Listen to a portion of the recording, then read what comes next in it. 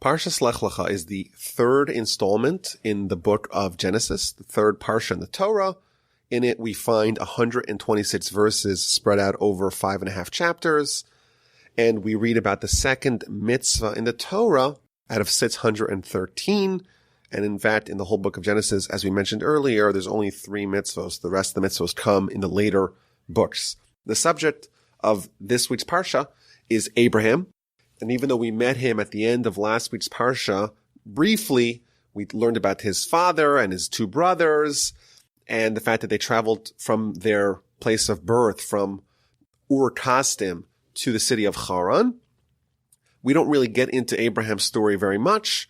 We really are going to be following him for this week's Parsha and the next week's Parsha. And of course, his children, his son, his grandson, his great-grandchildren are going to be the subject of the rest of the book of Genesis. Now, Abraham is 75 years old, and even though, according to the Midrash, he's had a very robust backstory, he, at a very young age, discovered God thanks to his own mental faculties. He was someone who was an innovator and an iconoclast, someone who was promoting the idea of one God in a sea of paganism. And even though they got him into all kinds of trouble, according to the Midrash, he was thrown into a fiery furnace. There was assassination attempts. He may have been imprisoned, but we don't really read about that in the Torah. That is in the Midrash. The Torah picks up his story, and he's 75 years old. And chapter 12 begins, Hashem said to Abraham, go for yourself from your land, from your relatives, from your father's house, to the land that I will show you. God says it's time for you to leave this place and move to a different land, abandon your homeland, abandon your relatives, abandon your father's house, and travel to the land that I will show you. Now, this is going to be a theme throughout the whole Parsha, that there's going to be many instances where God is going to prophesy to Abraham. He's going to make several promises to him, pledges to him. He'll have a great nation. He'll be father of a great nation. He'll be father of many nations. But especially with relation to the ownership of the land of Israel, in 4 separate instances in this week's Parsha, we're going to be reading about God promising that Abraham and Abraham's descendants will be the owners of the land that we call today the land of Israel. Now, the Mishnah tells us that Abraham was tested with 10 distinct tests, and he was successful. He triumphed and succeeded in each one of these tests. And this is one of those examples. God tells Abraham, I want you to leave your homeland, leave your father's house, leave the place where you grew up, abandon your identity that you had previously, and go to the unknown, go to the land that I will show you. Rashi indeed points out that God didn't actually tell him where he's going. He says, okay, take your family, take your household, take everything that you own, and travel into the unknown. I'm not going to tell you where the destination is. You have to trust God. And that, of course, is a great test because, to leave the place where you live and not even know where you're going, get in the car, we're moving, but not even know where the destination is, that, of course, demands tremendous faith. Now, it's an important, especially that we're about to get into the character and the persona of Abraham, this idea of tests, that he was tested with 10 tests and he succeeded in all of them. It's interesting when the Mishnah tells us this idea that Abraham was given 10 tests, it labels him, it calls him Abraham Avinu, our father. And it's somewhat unique because the previous Mishnah, this is in the book of the chapters of the fathers, Pirkei Avos, the previous Mishnah also talks about Abraham, but it just names him Abraham. It doesn't call him Abraham our father. Whereas when it talks about Abraham and his tests, it mentions that he's our father. And the idea is that with respect to Abraham's test, he is our father, i.e., we are genetically linked to Abraham with respect to his triumphs in his tests. And the idea was that there's a common idea in Jewish philosophy that whatever Abraham was successful in doing and overcoming the resistance, those qualities became inherent and innate in his descendants. So this idea that the Jewish people are always wandering, that we don't really have stability, that we're trusting God and going to the places unknown, That stems from Abraham's initial test. He kind of implanted it in the spiritual DNA of his descendants that we are now his sons. He's Abraham, our father, with respect to these ideas. Of course, in next week's Parsha, we'll read about the binding of Isaac and the various sacrifices and influences of martyrdom that are on display there. And of course, those concepts, those themes are ever present in Jewish life and Jewish history. Now, Rashi also points out that there was two reasons why God did not tell him where he was going. Number one, it was so that he would cherish the destination. It's like when you want to reveal something and you want the recipient to appreciate it, you don't necessarily tell them everything right away. You kind of reveal it bit by bit. Similarly, God wants Abraham to love and cherish the land of Israel, the land of Canaan, and therefore he doesn't reveal to him the destination. He makes it exciting for him. Number one. Number two, Rashi says that the second reason why God did not reveal the destination is because he wanted to give Abraham reward for each word. Meaning, go to the land that I will show you, but moreover, he didn't reveal to him till the destination was present. Meaning that Abraham is told, okay, go head out in this direction. But he wasn't told where the destination is, and every time he reached a fork in the road, God said, okay, here you make a left, here you make a right, go this way, go that way.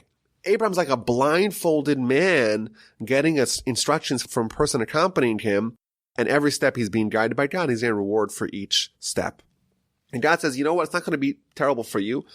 In this new place where I'm going to send you, I'm going to make you a great nation. I will bless you. I will make your name great, and you shall be a blessing. Rashi says, what does it mean? You should be a blessing.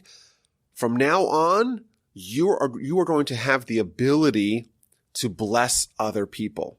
Moreover, God tells him, I will bless those who bless you, and those who curse you I will curse, and all the families of the earth shall bless themselves by you. You're going to become a fountain of blessing. People that are good to you, people that are good to your children, people who are good to the Jewish people, they themselves will flourish, and those who are bad to us will be cursed. So Abram gets the instruction. He's 75 years old. He takes his wife, his brother-in-law and nephew Lot with him. His wife's name is Sarai at the time. And they take all their wealth with them and all the souls that they made in Haran.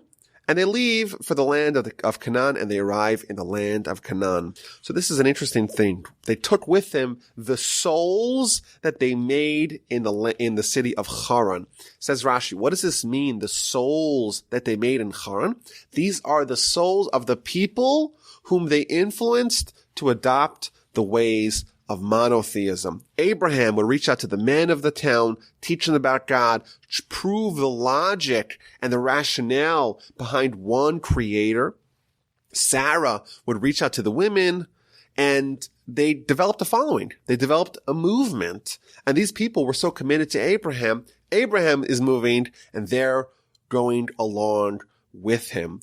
And this is part of Abraham's great qualities, that he did not subsist with just learning about the truth himself. He would influence the people around him.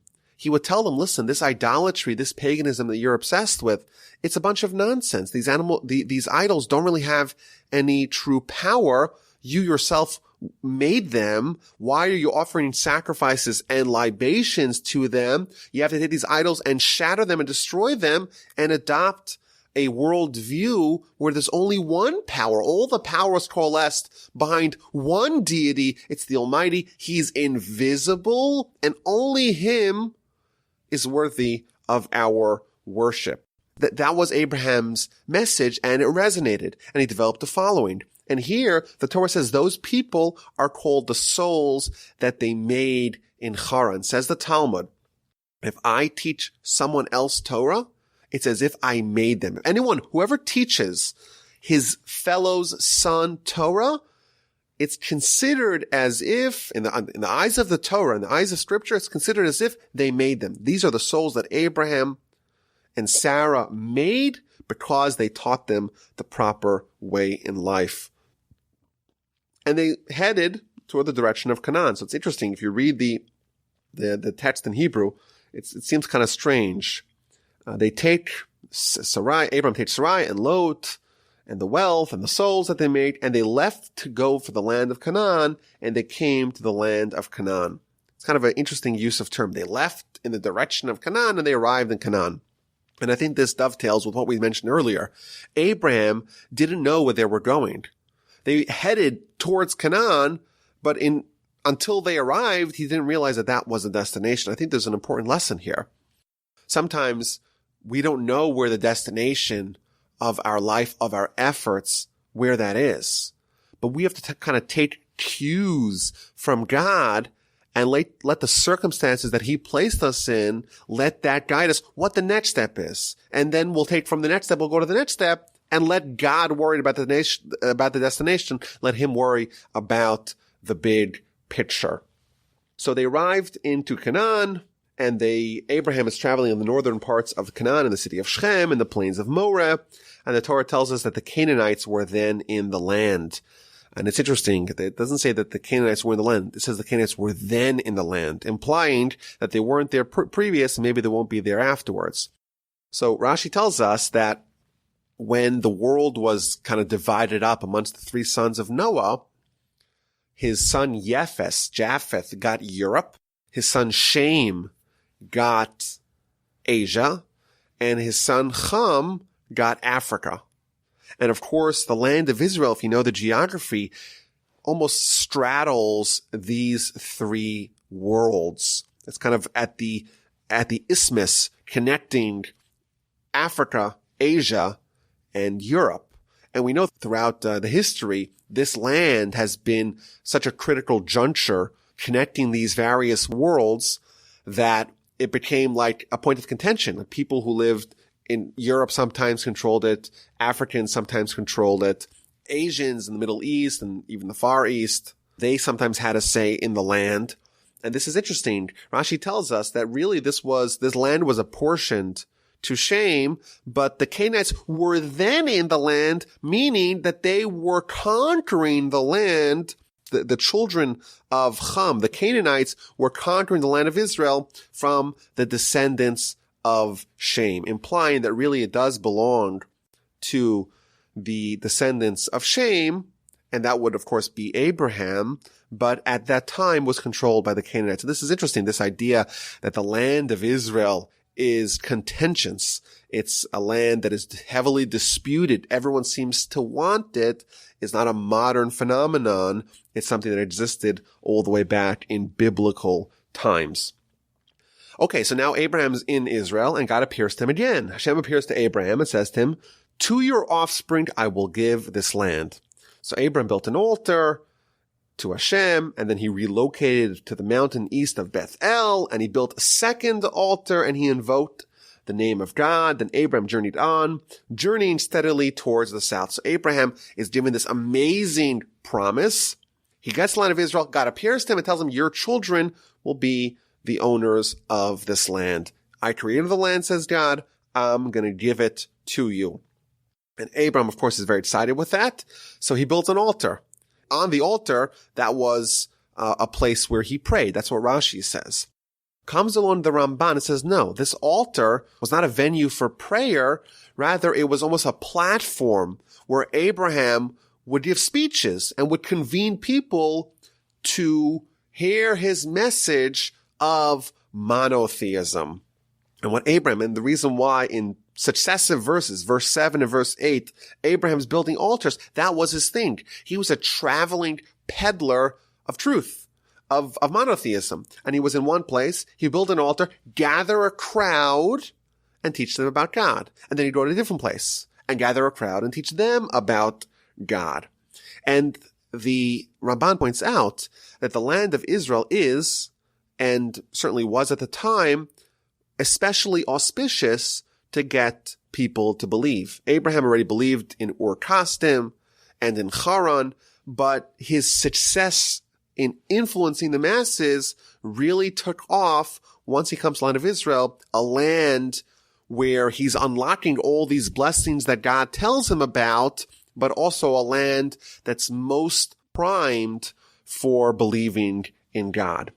And there's an interesting little tidbit here. Rashi points out that as Abraham is traveling, he's pitching his tent. But in Hebrew, the actual word referring to the tent is written in the feminine, meaning that he pitched his wife's tent before he pitched his own tent. And this is, again, a pattern that we're going to see again and again throughout the Torah's narrative about Abraham, that every little nuance of his behavior contains within it lessons in proper character. And here we see that he's traveling from place to place, and every place he goes, he's to pitch his tent. But whose tent does he pitch first? He pitches his wife's tent. The Torah is telling us that it's important for us to model ourselves after Abraham.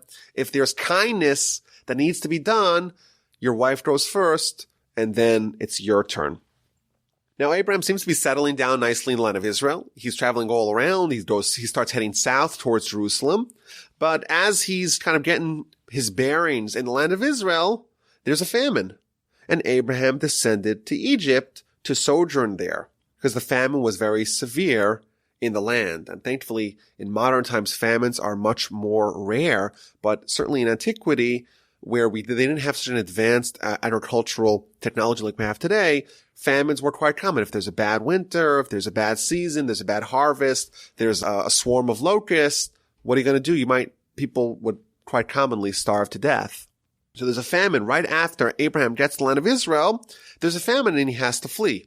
And that in itself is another test. God tells Abraham, go to the land of Israel. I'm going to make you rich. You're going to be blessed. That things are going to be great. And he gets to Israel and things aren't that great. And he has to leave. There's a famine. He's scared he's going to die and starve to death. And that, of course, is a test for Abram to see, is he going to question God? He's going to say, wait a minute. God's not keeping his word. God told me things are going to be great here, and I get here, and he gives me a famine.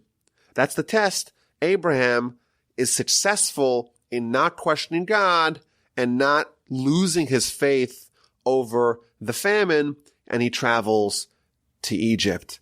And on the way to Egypt, he realizes he has a problem. His wife Sarai is beautiful. And he's going to get to the Egyptians, and they're not so used to seeing such a beautiful woman, and they might abduct her, and they might kill him. So what does he do? He comes up with a solution. He says, tell them that you're my sister.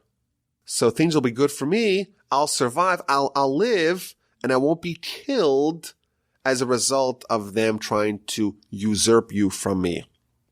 Now, it's really interesting if you kind of unpack this episode. First of all, what do we see about the Egyptians? In the Egyptian worldview of the time, murder wasn't so bad. But adultery? Well, that was a big no-no. That's almost like the exact opposite of the morality standards of the time that we live in. In our world, adultery is common. It's not even illegal. Whereas murder, of course, that's terrible. And here we see the Egyptians, it was the other way around. Murder was okay. If Abraham's married to Sarai and we really want Sarai, we're not going to take Sarai if she's a married woman. Oh no, we can never do that. She's a married woman. That's sacrosanct. She's untouchable. It's totally taboo to go take a married woman. But a murder? Hey, things like that happen. And we actually know historically that during that time, people, the most common cause of death was probably murder. Up to a third of people, that's how they died. And today, of course, murder is still prevalent or still exists in our society. Of course, that's terrible, but the odds of someone dying out of murder is vanishingly small in our country, in most countries. And here we see that the perspective, the worldview was that murder, listen, it happens. It's okay if it's going to enable you to take the woman that you want. She won't be married after her husband is dead, and that therefore she'll be okay. And it's interesting. The Torah's perspective is that morality comes from God. And therefore, it's not up to us to make up standards, because as we see, if we make up standards, then the standards that exist for us today, we may think they're moral, but a future society may think that they're barbaric. Just like we look back at previous societies and their moral mores, and we say that they are in our eyes barbaric. So what's the solution? Abraham is not married to Sarai. Abraham is just the big brother. He's her brother, and she's his sister, and therefore they're not going to attack him. So the Ramban points out, wait a minute, isn't he allowing Sarai to be taken? Isn't the right thing for him to defend her? It's interesting. So the Ramban says that Abraham made a mistake. He shouldn't have done what he did. He shouldn't have left Sarai to the dodge, so to speak, by saying that she's fair game. She is his sister. He should have said, no, she's my wife, and trust that God will watch over them. That's what the Ramban says. Now, one of the other commentaries points out is that Abraham did not make a mistake. What was he supposed to do? If he stays in the land of Israel, he's going to die of hunger. So he has to go to the place where there's food, and that was Egypt. So he has to go to Egypt. Okay. So if he's going to say that she is his wife, well, they're going to kill him and take her regardless. So what does Sarai have? She's still going to be accosted, and her husband is also dead. Whereas if he says that she is his sister, then her husband will still be alive. Maybe they're about to flee this terrible place. But of course she will be taken, but she'll be taken regardless. So it's just an interesting thing that there's two ways to look at what Abraham did. Did he make a mistake or not? I think regardless, there's a very powerful lesson. And that is that Abraham is telling us almost that his wife is like his sister. And this is an idea we mentioned a few weeks ago, that maybe the lesson is that a healthy marriage is when the husband and wife are so committed to each other, they become like siblings. Just like you can't change your sibling, your sister is your sister regardless. Maybe what Abraham's telling us is that a healthy marriage is one where there aren't so many emergency exits to make it possible for us to flee the marriage. No, we're all in. She's like our sister, and we'll make it work out. Maybe such an attitude is one that's more likely to succeed. Anyhow, they go ahead with this plan. They see Sarai. She's so beautiful. They start lauding her to Pharaoh, and she's taken. And Abraham, her, I guess, brother, they think, they shower him with all kinds of presents, sheep, cattle, donkeys, slaves and maidservants, female donkeys, camels, and Sarai is now in the house of Pharaoh. But Hashem protects her, the Almighty protects her, and he afflicts Pharaoh, along with his household, with severe plagues because of the matter of Sarai, the wife of Abraham. So everyone in the house of Pharaoh is stricken with illness. Pharaoh is not able to do his plans with Sarai. So what does Pharaoh figure out here? Pharaoh summons Abram and says to him, "What is this you have done to me? Why did you not tell me that she is your wife? Why did you say she's my sister so that I would take her as my wife? Now here's your wife, take her and go." It's an interesting thing. And the Ramban points this out. Pharaoh, without being told that there was a deception here, that Sarai was really Abram's wife, Pharaoh figured this out on his own. All kinds of terrible plagues befall him and his household, and he asked himself, am I making a mistake here? Maybe the reason why these bad things are happening to us is because God is disappointed in my behavior. She's really his wife, and therefore he calls over Abram and says, why'd you do this to me? This is an interesting thing. We think of certainly someone like Pharaoh of yesteryear as being someone who's very uncouth, very unsophisticated, certainly someone who's distant from spiritual principles, from spiritual ideas. And here we see that he asked himself this question, why did this bad thing happen to me? And he concluded that he must have made a mistake. He was spiritually attuned. My grandfather used to say that the Talmud tells us in the book of Brachos, page 5a, that if someone notices that bad things are befalling him or her, they should examine their deeds, see what message God is trying to send them. And here we see Pharaoh, something bad happened to him, and right away he undergoes an introspection to say, what did I do wrong? Pharaoh had some spiritual sensitivity. He gives Sarai back to Abraham, and he makes sure no one touches them, and he sends them along their way. And they return north back to Israel. The famine has subsided. They've survived the experience of Egypt. They still have Lot with him, but now Abraham is laden with all kinds of livestock and silver and gold. His wealth is burgeoning. The verse points out that on his way back to Egypt, he patronized the same businesses that he had used on the way down. And Rashi tells us that this is a lesson for us in proper conduct. If you are used to using one vendor for your needs, it's not necessarily proper to just switch it up and use someone else willy-nilly. Anyhow, Lot is traveling with Abraham, and he too, because of Abraham, he is also laden with flocks, with cattle, with tents. And now there's a little bit of a scuffle here between Lot and his shepherds and Abraham and his shepherds. There's too much possessions, and it's getting kind of crowding, claustrophobic, and there's also disagreements in policy. Rashi tells us that Lot, in his view, he's the sole heir to all of Abraham's fortune.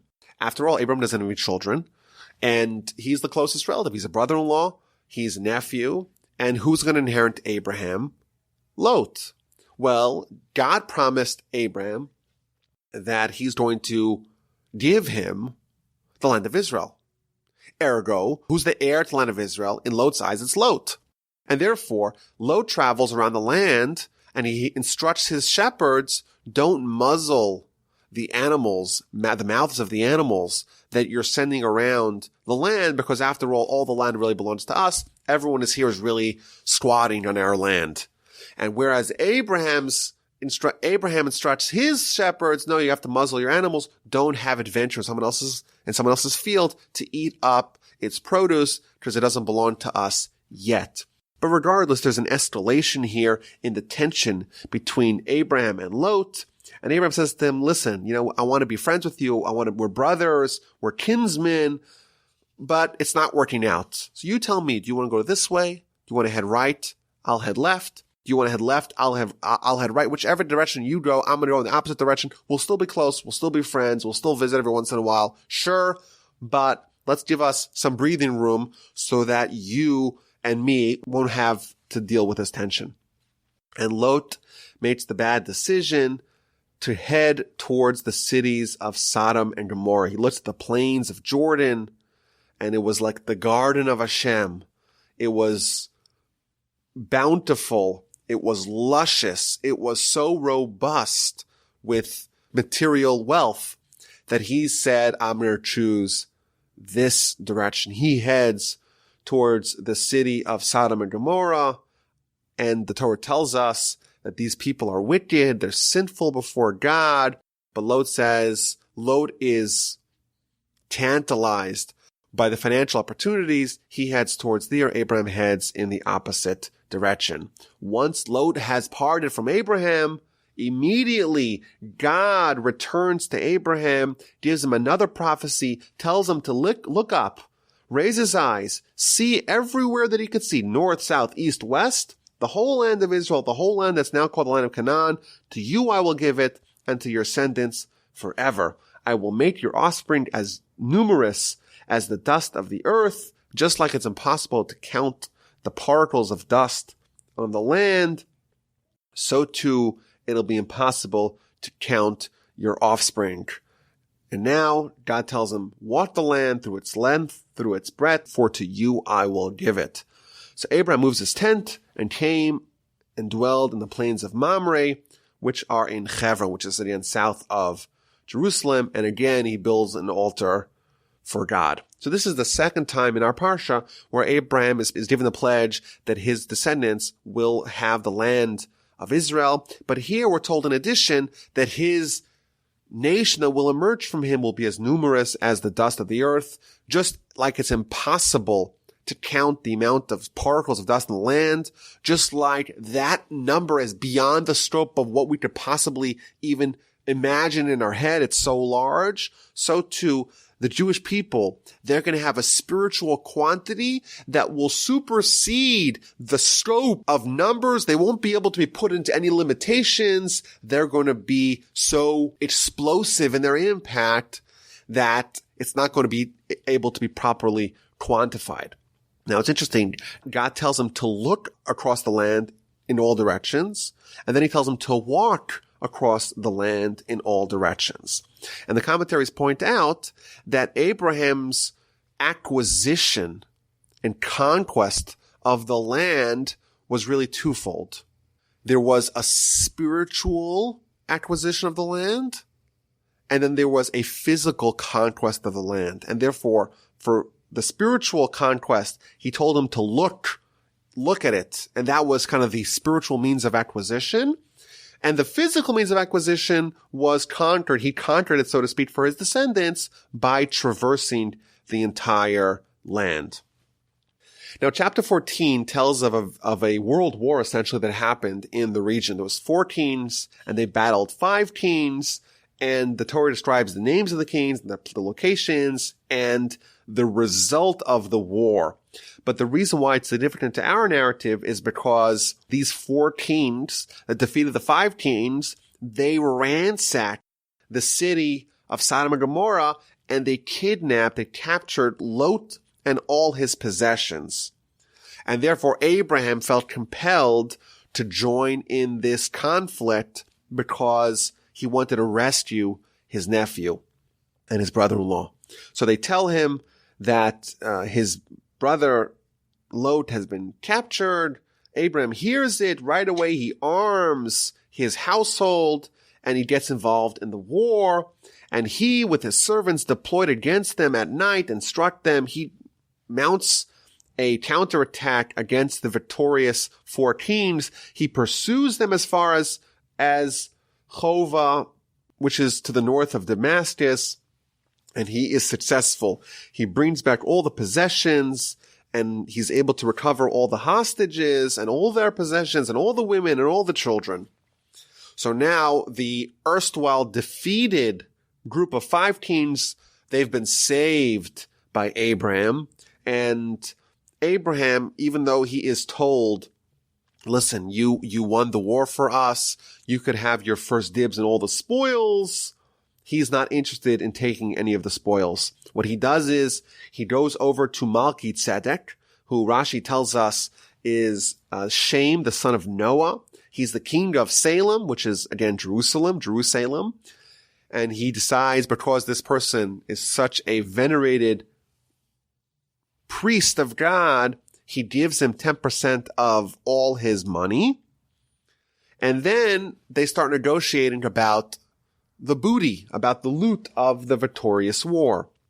And the king of Sodom, one of the 5 kings that was saved by Abraham, says to Abraham, listen, I'll take all the hostages, I'll take all my constituents, and you take all the money, you take all the gold, all the possessions for yourself.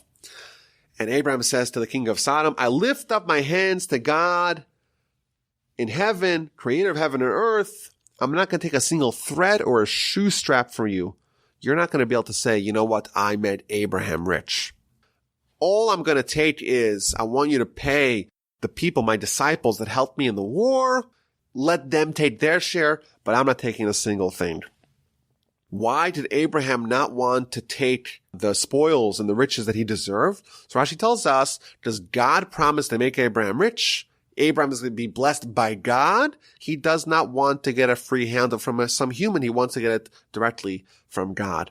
Now, it's interesting. The Torah points out that even though Abraham himself didn't want he refrained from taking any of the spoils, that did not extend to the people that were with them. He himself says, I'm going to withdraw from taking any of the benefits, but the people who are with me, it's not their fault that I want to withhold from this. They get their share. Moreover, Rashi points out that even though there was different groups amongst his cadre, there were some people that engaged in the actual warfare, and some people, like there is by every war, they were in charge of guarding the supply lines.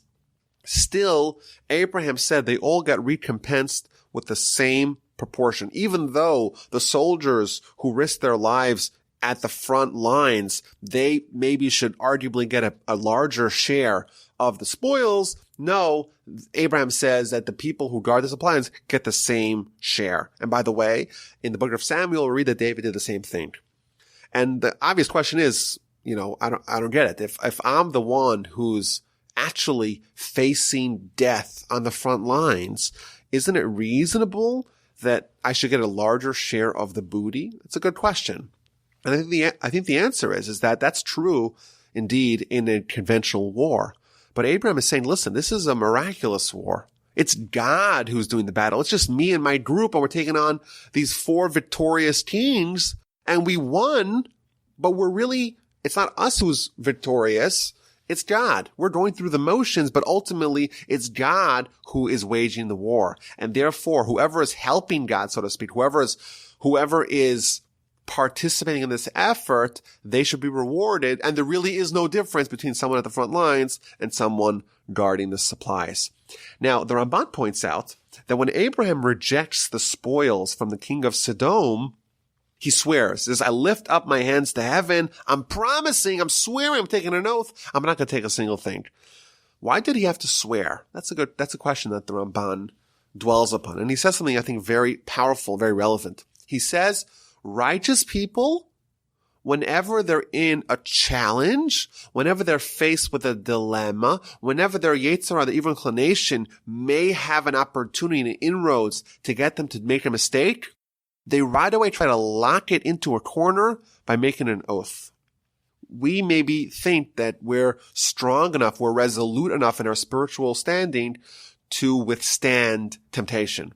And here we see that Abraham says, no, I'm not going to rely on my finesse to overcome this challenge. I'm going to kind of concretize my decision of not partaking in the booty, even though I may be inclined to do so, by making an oath. And this is an interesting tactic that maybe we could use in our own challenges with our own Yetzer Hara, with our own evil inclination, that to try to kind of give force to our Yetzer Tov, to our good inclination, by almost forcing the issue, not necessarily making an oath, but amplifying the forces, ensuring to make the right decision. Chapter 15 picks up right after the war, and again, God appears to Abram in a vision, telling him, don't be scared. I am your shield. Your reward is very great. So Rashi tells us something very interesting, a pattern that we see throughout the Torah.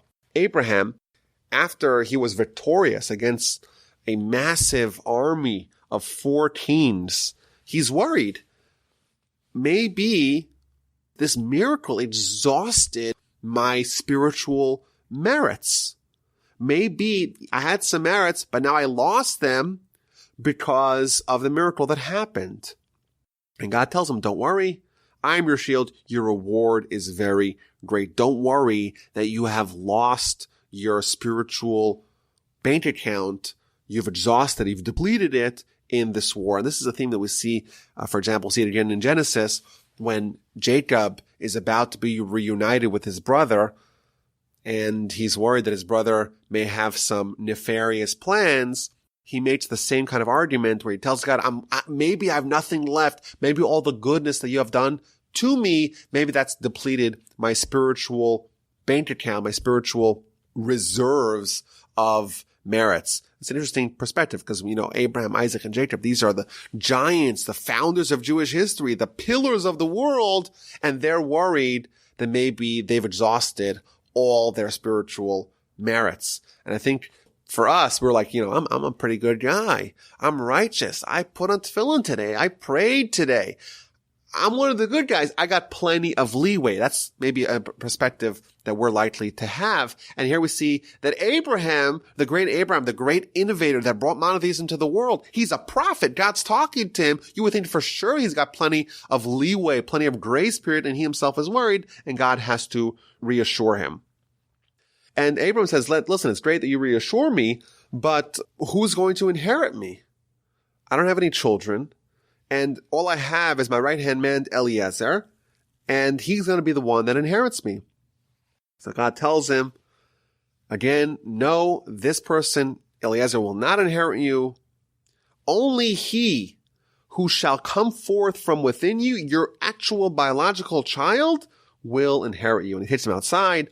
Look at the heavens. Look at the stars. If you can count the stars, that's how you should be able to count your offspring. Just like it's impossible to count the stars, there's so many of them, so too the Jewish people, similar to the idea we had earlier, just like the dust and the stars are things which are so beyond, we can't fathom numbers so large, so too the Jewish people are going to have a spiritual entity, a spiritual quality that's going to render them beyond the ability to be quantified in conventional ways.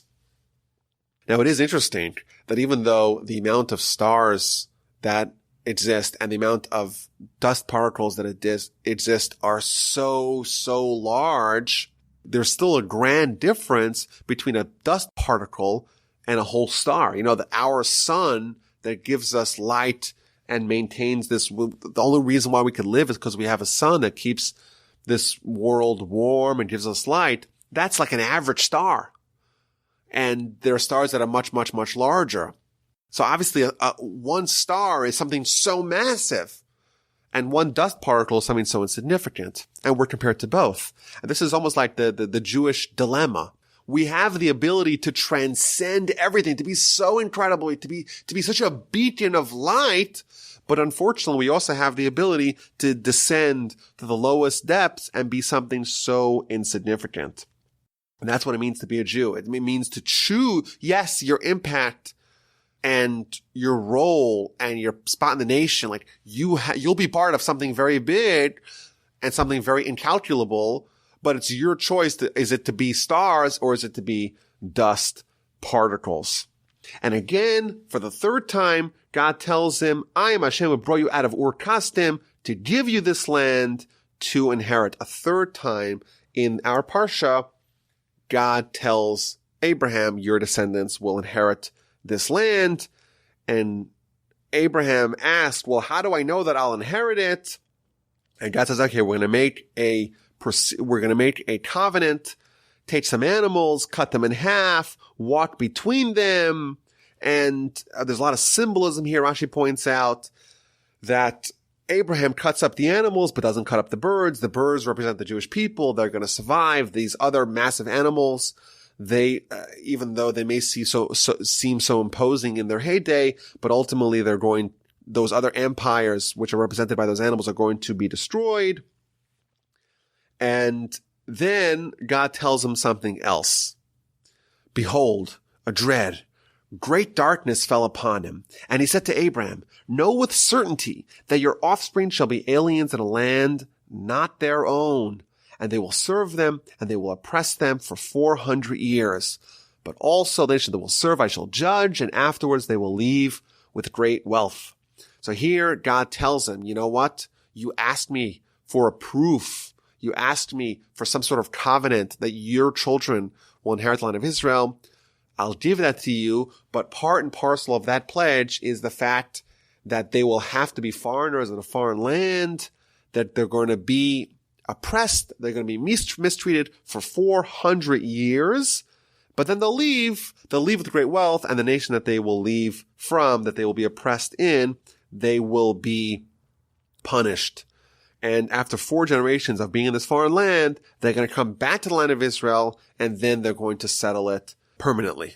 And of course, this is a reference to what's called the Egyptian exile. The Jewish people are going to be in Egypt for hundreds of years, not quite 400. Rashi tells us that the clock starts ticking once Isaac is born. So exactly 400 years from the birth of Isaac is when the Exodus happened, but the actual enslavement or the actual exile, the amount of time that the Jewish people were in the land of Egypt was only 210 years. But that's still able to fulfill this provision of a 400-year exile because that all was set into motion with the birth of Isaac. But it's interesting that if you kind of read the juxtaposition of these pledges, on one hand, we're told the nations would be so great, like the stars.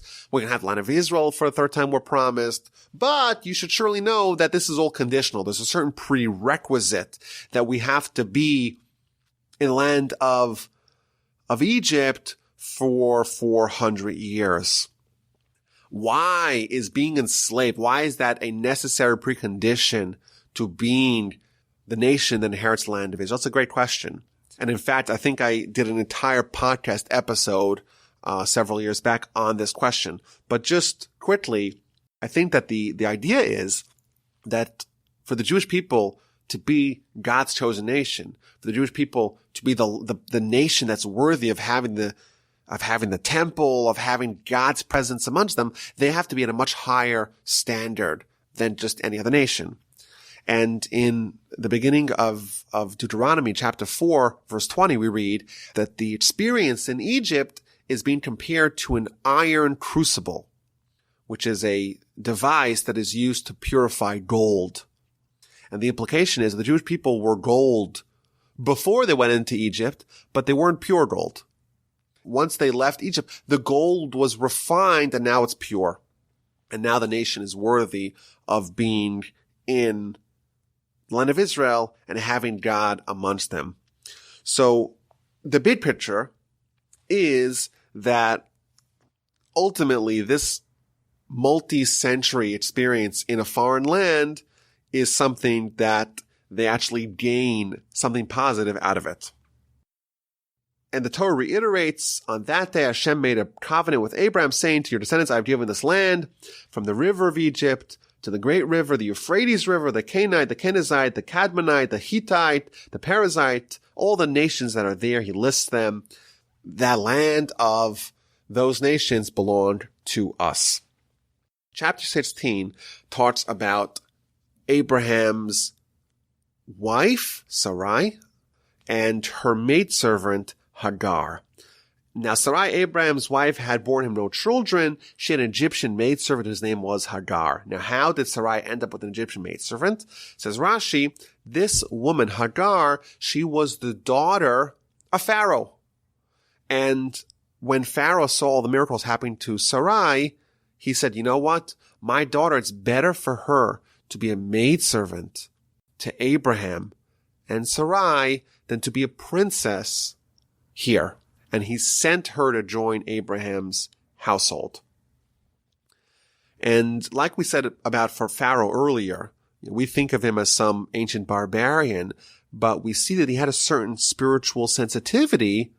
And here we see that he sent his own daughter to be a maidservant in Pharaoh's home. It's better for her there than to be a princess in Egypt. And it's very unlikely that the president of the United States would send his daughter to go study or to go in the home of the greatest rabbi. He's so impressed with this person's character that it's better for his daughter. No one would do that. But here we see that Pharaoh did do that. Again, there's something special about him.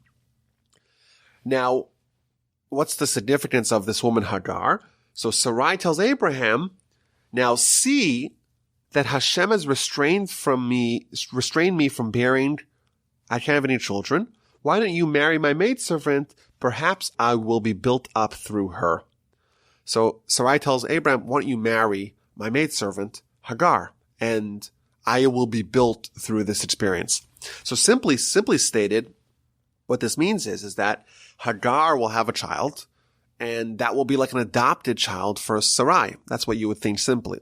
Rashi says something totally different. Rashi says, in the merit that I will allow this woman, this maidservant of mine, to enter my own household, in the spiritual merit of that, I too will have a child.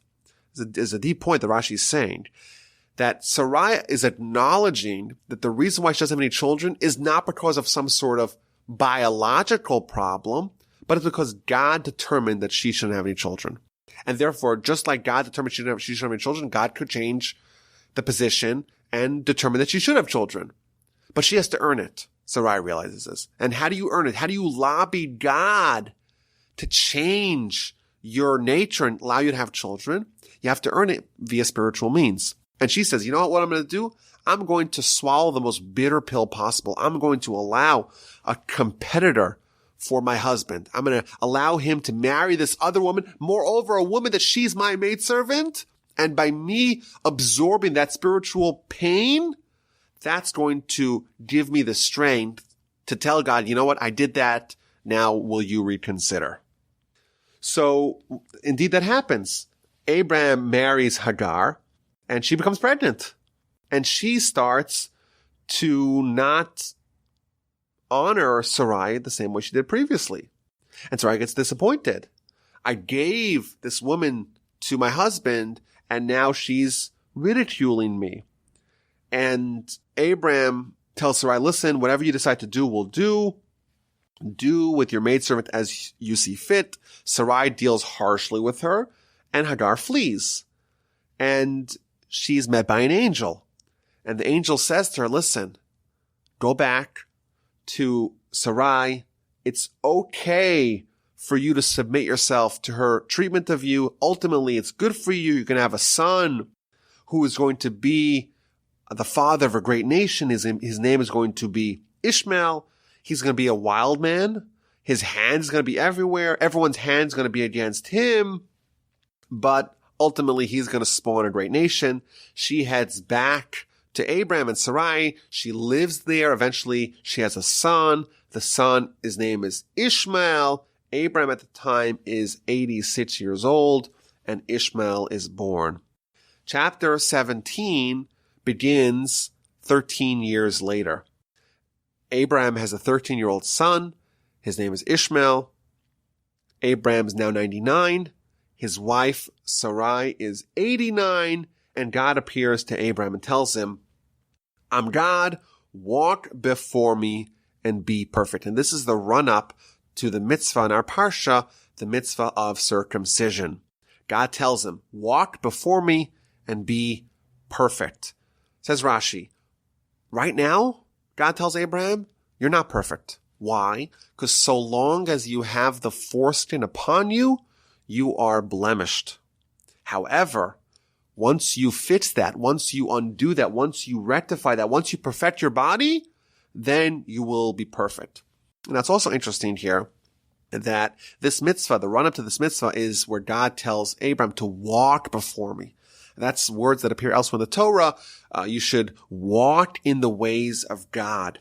And this implies that whatever the mitzvah of circumcision represents, it's not just a one-time deal. It's not just like a one minor procedure that you do to a small baby, or in the case of Abraham, a 99-year-old man.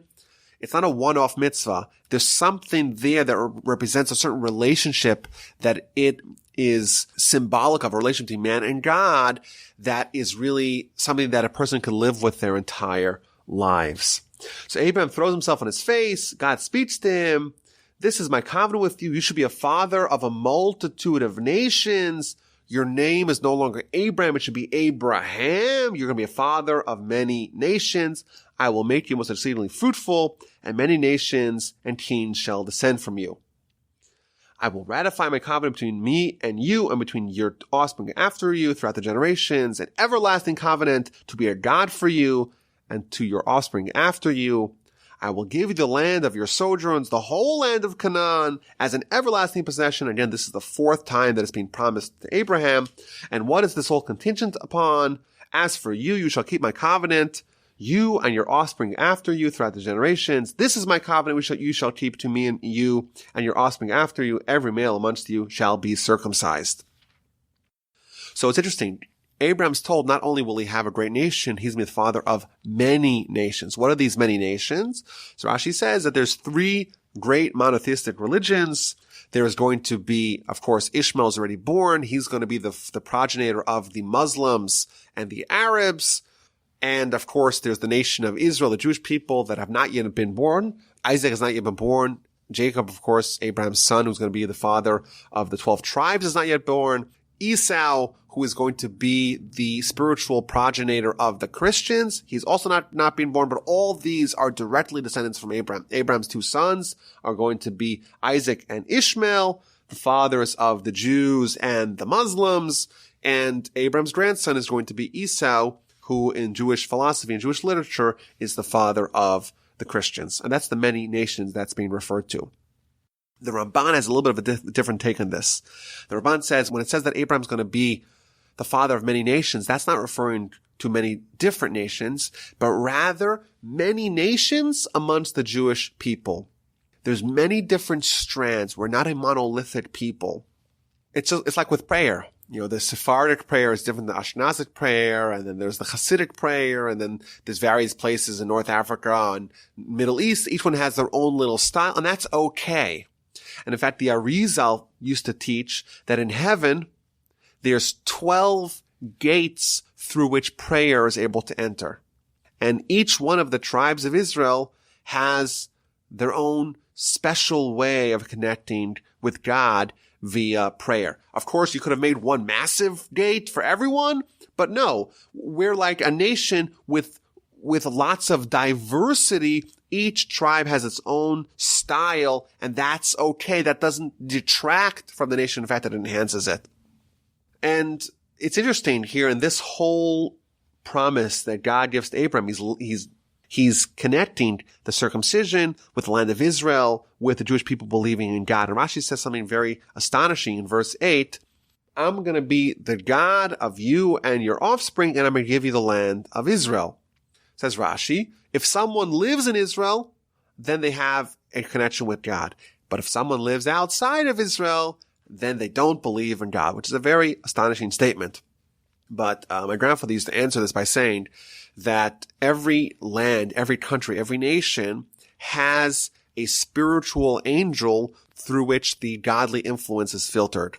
Whereas the land of Israel has no buffer separating God from the land of Israel. So there's almost like an unrestrained relationship between the inhabitants of the land of Israel and God. And that is, I think, what is, this so significant about this land.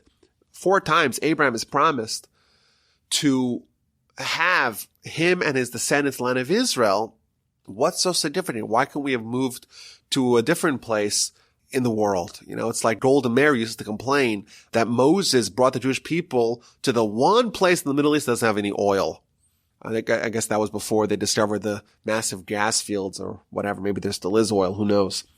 But what's so special about this land? And here we see the answer. This is the place where humans can connect to God in the most unadulterated fashion. So much so that Rashi says that if you live outside of Israel and you're locked out of this amazing relationship, it's almost as if you don't believe in God. Now, just quite briefly, the idea of the circumcision, I think, does get at a lot of the major themes of Abraham's own personal life and really of the Jewish nation going forward.